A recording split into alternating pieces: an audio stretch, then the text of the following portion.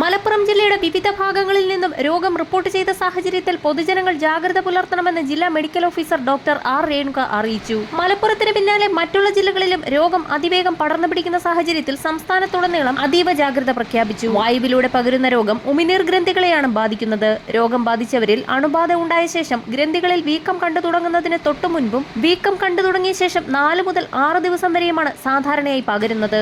ചെറിയ പനിയും തലവേദനയുമാണ് പ്രാരംഭ ലക്ഷണങ്ങൾ. വായ തുറക്കുന്നതിനും ചവയ്ക്കുന്നതിനും വെള്ളമിറക്കുന്നതിനും പ്രയാസം നേരിടും. 5 മുതൽ 15 വയസ്സ് വരെയുള്ള കുട്ടികളെയാണ് മുണ്ടുനീർ രോഗം കൂടുതലായി ബാധിക്കുന്നതെങ്കിലും മുതിർന്നവരിലും ഇത് കാണപ്പെടാറുണ്ട്. രോഗം കുട്ടികളിലേക്കാൾ കൂടുതൽ ഗുരുതരമാകുന്നത് മുതിർന്നവരിലാണെന്നുള്ളതിനാൽ പ്രത്യേക ജാഗ്രത പുലർത്തുക.